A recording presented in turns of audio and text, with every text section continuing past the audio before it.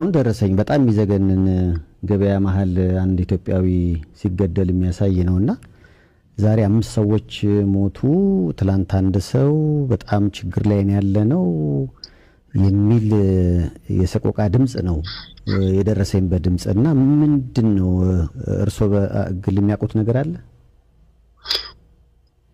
ሳይሻ በቅድሚያ በጣም አመሰግናለሁ።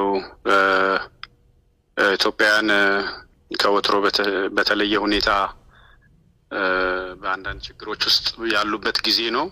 ምናልባት ጠለቅ ብሎ ደግሞ በውል ያልታወቀ ነገር ለኛ ለሁላችንም እንቆቅልሽ የሆነ ነገር ነው። ግን ያሁኑ ምንም በውል ማናቀው ነገር ስለሆነ ይሄ ነው ብሎ ለመንገር ትንሽ የሚያዳግት ነውና ሰው እንደ ሳያቅድ በድንገት እየተገደለ ያለበት ጊዜ ነው። እንዴት ነው ብለን እንደምናወራም አልገባንምና አንዳንድ የሚሰሙ ነገሮች ትንሽ ጥናታዊ ዲፕሎማሲ የሚፈልጉና የሀገራትን የመንግስታትን ኢንጌጅመንት የሚጠይቁ ናቸው። እንደዚህ አደባባይ ወጥተንም እንገታው አይነት አይመስልኝም። ከዚህ በፊት ለሀገራችንም ለተለያዩ ነገሮች ፊት ይስባል ያው ፊት ለፊት ወጥተን ድምጽ ስለምንሆን ያው እኛም ጋር ይሰማል። እንዴት ነው ምን እየሆንን ነው ምናምን የሚባል ነገር አለ። ግን ደግሞ የት ጋር ብለን ደግሞ እንውጣ ግራ ገብቶናል። ሳይፍሻ የሚገባ ነገር ነው። ባለፈውም እንደዚሁ በበርካታ በ16 ጥይቶች የሞት አንድ ኢትዮጵያዊ ጉዳይ አጋጥሞን ነበረ። አሁን ደግሞ ይሄ ነገር እንደቀጠለ ነው የሰው ምን ሰማው። ትላንት 5 ሰው ዛሬም አንድ ሰው የሚል ነገር ነው የሰማሁትና ምናልባት አንድ ኤሪያ ላይ መሰማው ሊሆን ይችላል። ኢንታየር ስናይም ፕሮቪንስ ላይ ደቡብ አፍሪካ ከግማሽ ሚሊዮን በላይ ኢትዮጵያውያን አሉ። እኔ እንግዲህ ሲፒኤፍ ኢንጌጅመንት ላይም ስላለሁኝ ከ270 ሺህ ያላነሰ በሰላምና በሌሎች ቴምፖራሪ ዶክመንት የሚኖሩ አሉ። ከዛ በላይ ደግሞ ዶክመንት ሳይዝ የሚኖር ኢትዮጵያዊ አለ። እንግዲህ 16 አመት ከዛ በላይ አመታትን እዚህ ሲፒኤፍ ኢንጌጅመንት ላይ ስላለው ብዙ አይነት መረጃዎችን አውቃለሁ። ግን ያሁኑ የተለየ ነው። በቃ ሰው በፊት ወንጀልን ይፈራል። ተደብቆ መጥተው ወይም ደግሞ እንደዚህ አድፍጠው የሆነ ነገር ነው። አሁን ገበያ መሃል ላይ ሰው ፓርኪንግ እየጠበቀ ምናምን እንትን የሚልበት ጊዜ ስለሆነ እንዴት እንደሆነ ብዙም ለመለየት ግራ የሚያጋባ ስለሆነ የሁላችንንም የኢትዮጵያውያንን ተሳትፎ የመንግስታትን ተሳትፎ የሚፈልግ የወንጀል አይነት ይመስላልና ይሄ ነው እኔ ጋር ያለ መረጃ። እንግዲህ ሌሎች በርካታ ስልኮች ከተለያየ ፕሮቪንስ ይደውላሉ። ያው ሸትዳውን የሆኑ ከተሞች አሉ ሱቃቸውን ለቀው። እንግዲህ ለምሳሌ እናንሳና ጋና በአፍሪካ ህብረት ከሳለው በማንዴላ ፓርቴት የተሰጠውትን $100 ሚሊዮን መልሱ ብላ ዜጎችን ለደረሰብኝ ሞራልና ሜንታል አቢዝ ካሳ ፈልጋለሁ ብላ ጭቅጭቅ ላይ ናቸው። በዛ ሂደት ውስጥ ደግሞ ኢትዮጵያዊ በዛው ልክ ለንደን ተዘርፏል። ደርባን ከተማ ላይ እንደዚህ ሸትዳውን ነበረ። ኩንታውን እንደዚህ ሌሎች ፕሮቪንሶች ላይ እንግዲህ ከሞላ ጎደል አንዳንድ ጠንካራ ኮሚኒቲ መዋቅሮች ከሐኪም ቤት ወጥቷል። እንዳው ውጭ ነው ያለው? ውጭ ነው ያለው። ሌላ ሐኪም ቤት ነው ያለው። ኦኬ። አሁን ልጁ መታከሚያ ይፈልጋል በል አንደኛ። ኦኬ።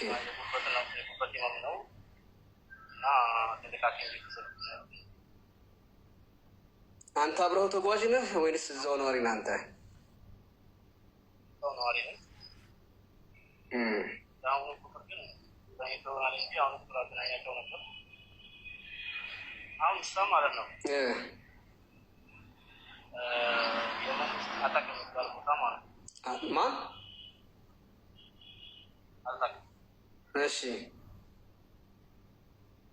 እዛ የምታውቀው ሰው ካለ ተከታተሉ ያሳክሙታል ማለት ነው። የራሱ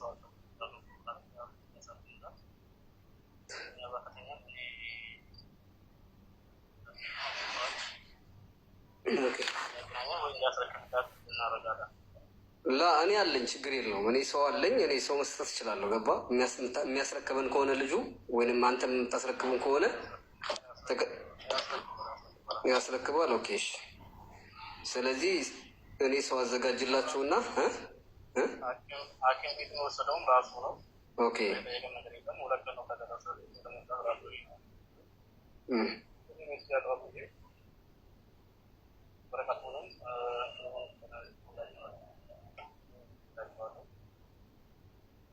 ኦኬ ስለዛ አሁን ሰው ካለ ያስረክባል። በቃ ምንም ችግር የለም፣ ሰው ይኖራል። ግን ትንሽ ሕክምና ካደረገ በኋላ ወደ ሀገር መመለስ ይችላል።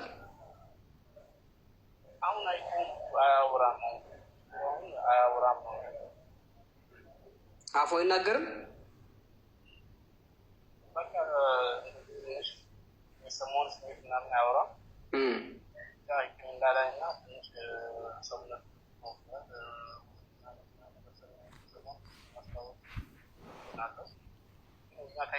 ከሱ በላይ ባለው ቅድም ደውላ ነግረኝ መጀመሪያ የሚሆኑ እንደሚያየት እንደሆነ ወደ ሀገር የሚመለስበትን መንገድ እና ማለት ነው። ወደ ሀገር ሰው አስፈልጋለ ሁኔታ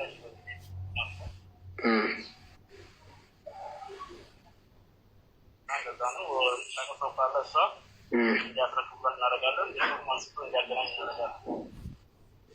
በቃ ምንም ችግር የለውም። ቦታውን በትክክል ከነገርከኝ እኔ ሰው መላክ እችላለሁ። እዛውም የማውቃቸው ሰዎች ይኖሩ ይሆናል። ምንም ችግር የለም። የሚያስፈልገውን ነገር አድርገን ትንሽ ሕክምና አድርጎ ወደ ሀገር እንዲመለስም እናደርጋለን። ምክንያቱም ያለው አማራጭ እሱ ነው። የማይናገረው በስነ ልቦና ነው ወይንስ ይኸው የጉበቱ ምክንያት ነው?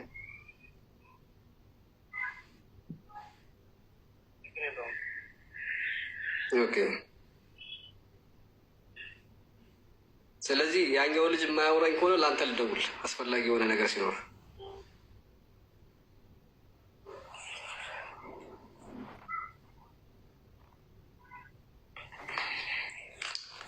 እንደሰማችሁት ነው እንግዲህ ጋይስ፣ ልጁን ማንኛውም ሰው ከመጣልን እናስረክባለን እያለ ነው። እሱም እንደሚያስረክብ የተናገረ ነው።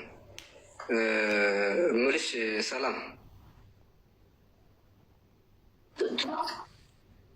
ልጁ አይናገርም ይላል፣ አያወራም፣ የሚሰማው አይናገርም ይላል። እና ይኸውልሽ ከመጀመሪያው ሆስፒታል ወጥቶ ወደ ትልቅ ሆስፒታል ወረቀት ጽፈውለታል ነው የሚለው። ስለዚህ በረሃ አይደለም ያለበት ሆስፒታል አለ ማለት ነው።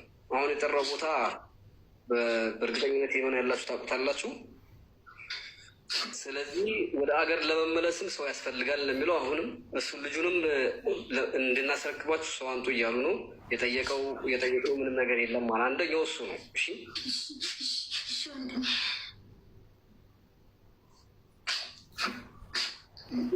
ለሹሩቤ ይችላል ብሎ ጋይስ ካልተኛ ዛሬ አንድ በጣም ያዘንኩበትና ልቤን የነካኝን ነገር ልንገራችሁ። ባለፈው ረመዳን ውስጥ ነው እና እንዲህ ቲክቶክ ላይ እንትን እያልኩኝ እንደ ድንገት ነው በቃ አላህ እንትን በይ ብሎ ያለ ምክንያት አላህ ነገሮች ላይ እንድገባ አያደርገኝም። እና ሳራ ጋር ገብቼ ቁጭ ብዬ ሳራ እያወራች እየሰማሁኝ አንዲት ልጅ ገባች። ፕሮፋይሏ የአላህ ነው የሚለው እና ገብታ ከሳራን ጠየቀቻት። ሳራ እንጀራ አለሽ ወይ? የለኝም አለች። እሺ በሱ አለሽ ወይ ስትላት በሱም የለኝም። ግን ምን ሆነሽ ነው ድምፅሽ እንደዚህ እንትን ያለው አለቻት። በቃ ልጅቷ ድምጿ በጣም የታመመ ምናምን እንደሆነ ታስታውቃለች። እና ምን ሆነሽ ነው ስትላት አሞኛል። ምንሽ እንዳያመመሽ? እኔ ካንሰር አሞኝ ኬሞ እየተደረኩኝ ነው እና ምግብ እሺ ብሎ የሚቀበለኝ ስበላው የማይወጣው ነገር እንጀራና በሱ ነው እና እሱ ካለሽ ብዬ ነው አንቺ ጋር የመጣሁት አለቻት። በሰዓቱ ደግሞ ጦርነቱ ተጀምሮ ስለነበረ ከኢትዮጵያ በረራ ቆሞ በሱ ማለት የተለያዩ እቃዎች ከኢትዮጵያ መግባት አልጀመሩም ነበርና በጣም በቃ ስሰማት የሆነ ድምጿ ውስጤ ነው ወላሂ እንትን ያለው እና በቃ ገባሁኝና ከስር እየጻፍኩላት ለነበረ ለሳራ ሳራ እኔ እንደዚህ ማድረግ እችላለሁኝ እና በውስጥ የት አካባቢ እንዳለች ትንገረኝና እኔ ልወስድላት እችላለሁኝ አቡዳቢ ከሆነች ምናምን አልኩኝ። ኦኬ ያለች ማለት ሳራም አንብበዋለች። ልጅቷም እንትን ስትል ስትወርድ ተከትዬ ሄጄ ጠየኳት። የት አካባቢ ነው ያለሽው? ቁጥርሽን ላኪልኝ ምናምን ብዬ ቁጥሯን ላከችልኝ። በውስጥ አወራኋት አለኝ ያለችው ከኔ የ1 ሰዓት ከ40 ደቂቃ ምናምን መንገድ ላይ ነው፣ ሩቅ ነው። ግን በቃ በተለይ ደግሞ በውስጥ ካወራኋት በኋላ ውስጤም በጣም ነው በቃ እያሳዘነችኝ። ድምጿ በጣም ነው የሚያሳዝነው፣ ህይወቷ ያሳዝናል። ከዛ በሁለተኛው ቀን በሶስተኛው ቀን እንደዚህ ይመስለኛል እኔና ፈጡሜ ሆነን ባለቤቴን ነግሬው ቤት ውስጥ እንጀራ ነበረኝ። ያው እኔ ቤት ውስጥ እንጀራ ስለመጋገር እንጀራ ነበረኝ፣ በሶም ነበረ ከኢትዮጵያ የመጣና የሆነ የአጥሚት እህል ምናምን ነበረ። እነሱ ይጠቅሞታል ብዬ እነሱን ይዘንላት ሄድን እና ሳያት በሰዓቱ የነበረችበት ሁኔታ በቃ የሆነ ውስጤ ሆዳችሁ ይንቀጠቀጣል። ወላሂ በቃ ሆዴን የተንቀጠቀጠው ውስጤ በጣም ነው ያዘነው እና በቃ ምንም ማድረግ አልቻልኩም። እና ያለሽበት ሁኔታ እንዴት ነው ምናምን ስላት ኢማጅን እንደዛ ሆና እጇ ይሄ ኬሞ የምታደርግበት ረጅም መስመር ጥቁር ሆኗል። ሰውነቷ የለም በቃ የሆነ በጣም ክስት ብላለች። ምናልባት ይህን ቪዲዮ ስታየው ሊሰማት ይችላል እኔ በሰዓቱ ያየሁትን ነገር እዚህ ጋር ብናገር እና በቃ በጣም ያሳዘነችኝ። ከዛ እንዴት እያደረግሽ ነው ስትለኝ ያው አላህ ይስጣቸው ሰዎቹ እንትን እያሉልኝ ነው። መጀመሪያ የነበረችባት ሴትዮ ህመሟ እየታወቀው ወደ ኢትዮጵያ ልትሄድ 2 ወር ሲቀራት ነው። እና በሽታው እንዳለባት ስታቅ በቃ ወደ ቢሮ መልስሻለሁ ወይ ወደ ሀገር ሂጂ፣ እኔ ወረቀት የማሳደስ አቅም የለኝም፣ ሌላ ሰራተኛ ስለማመጣ አልችልም ብላ አለቻት። ከዛ ሰውየውን የእሷን የሴትዮዋን ወንድም ለመነችው እና ስትለምነው በቃ እኔ ኢትዮጵያ ሂጂ ምንም ማለት እንዴት ነው መሆኑ ብላ ስትለው ሰውየው ኦኬ አላት። አላህ ይስጠው ወላሂ፣ ምን አይነት ደግ፣ ምን አይነት እኔ ከአረብ እንደዚህ ደግ እንደዚህ አይነት ቸር አይቼ አላውቅም ወላሂ። ወረቀቷን አሰርቶ እቤቱ እየተኛች እቤቱ እኔ ጋር ሆነሽ ታከሚ፣ ግን ስራ ካልሰራሽ ደሞዝ መስጠት አልችልም ብሎ አላት። እና በጣም ያደረገው ነገር በጣም ጥሩ ነው፣ አላህ ይስጠው።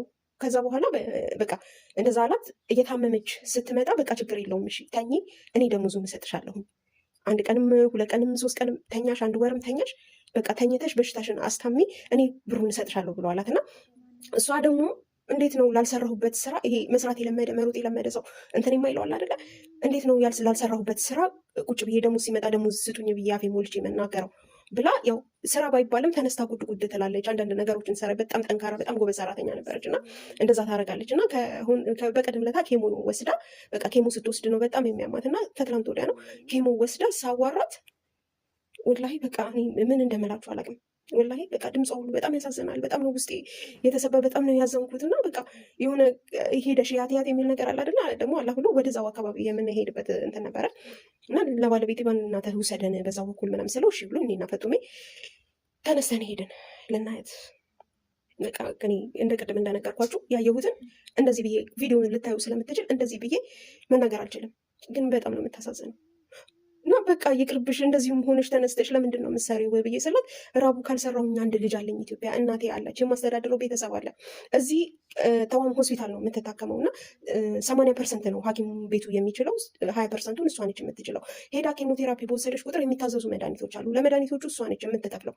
አንዴ ስትሄድ ወይ 500 ብር ወይ 300 ብር ወይ እንደዚህ ይባላል። ለእሱ እኔ ኬት አመጣለሁ አለችኝ። እና ወላሂ የሰው ልጅ አይታመም፣ የሰው ልጅ ጤናውን አይጣ። በተለይ ደግሞ ሰው ሀገር ስደት ላይ ያለ እና ወላሂ በጣም ነው የምታሳዝነው። እኔ በቃ የሆነው የሆነ ቢያንስ ሳራ ጋጊቢና እስቲ ሳራ ንገሪያት ወይ የሆነ ሰው ጋጊቢና ራብ እኔ እያየሽኝ ነው ወላሂ እያየሽኝ ነው። እኔ እንዲተናግሮ ሰውን እንተኔ ማለት ነገር የለኝም ብላለች። እና አስፈቅጃት ነው በቃ ትንሽ ቪዲዮ ለሰዎች እንዲያዩ ትንሽ ቪዲዮ ልውሰድና ይዩ ቢያንስ 1 ወር 2 ወር ከጭንቀት ከእንትን ነፃ ሆነሽ ብትታከሚ እና ተኝተሽ ነገሮችን እንትን ብትይ ሰላም ትሆኛለሽ። ስለዚህ በቃ ተኝተሽም እንድትታከሚ የ1 ወር የ2 ወር እኛም አንዳንድ ሰዎችም ደግ ሰዎች አሉ እነሱ አግዘውሽ እንትን ብትይ ከዛ በኋላ ሰላም ትሆኛለሽ ብዬ አስማማኋት። ትናንትና እሺ ብላኝ፣ ያው ትናንት ሄድኩኝ ጊዜ ቪዲዮ ቀርጬ መጣሁኝና አሁን ቪዲዮዋን አስቀምጥላችኋለሁ። አካውንቷን ምንድነው ስሙ የቲክቶክ አካውንቷን አደርግላችኋለሁ። በተለይ ደግሞ አላይን አካባቢ ያላችሁ ወላሂ እኔና ፈጡም ሄደን ስናያት በቃ እናቷን ያገኘች እህቷን ያገኘች ቤተሰቧን ያገኘች ነው መስሎ የታያት። በጣም ነው ደስ ያላት። እና በቃ እዛ አካባቢ እኔ የ1 ሰዓት ከ40 ደቂቃ መንገድ ነው ብያችኋለሁ። በየቀኑ መመላለስ አልችልም፣ ግን በአላህ እዛ አካባቢ ያላችሁ ሰዎች ሄዳችሁ ይዋት፣ አይዞሽ በሏት። ወላሂ ስታዩት ታሳዝናችኋል። በአላህ ይህንን ድምፅ ሼር ዲዩት አድርጉና ለሌሎች እንዲሰማ አድርጉ። ለአላህ ብላችሁ እናንተም ደጎች ናችሁ፣ ጥሩዎች ናችሁ። የምንችለውን እናርግና ቢያንስ ለ2 ወር ቢያንስ ለ3 ወር ለቤተሰቦቿ እና ለእሷ እንትን። በዛ ላይ ደግሞ ሌላ ምን አለ? አሁን ኬሞ 6 ነው ኬሞ የታዘዘላት፣ 5ቱን ጨርሳለች። አሁን 6ኛው ትደረጋለች። ከ6ቱ በኋላ ቼክ አድርገንሽ እንደገና ኦፕራሲዮን ትደረጊያለሽ ብለዋታል። እንደገና ለኦፕራሲዮኑ የመድኃኒት የምናምን እንትን በግሏ ነው ኦፕራሲዮን የምታደርገው። እና ለዛ የሚሆን ነገር በጣም እንትን ይላታል። ግን እኔ እዚህ ጋር በጣም ማመስገን የምፈልገው አብሯት የምትኖር ኢትዮጵያዊ ያለች፣ አላህ ይስጣት፣ በጣም የምትተባበራት፣ በጣም የምትረዳት እና ሰዎቿን ሰውየውን ወላሂ በጣም ደግ ሰው ነው። አላህ ጤናችንን ይስጠን ከበሽታ ከሰው ሀገር ላይ ሆኖ ከመታመም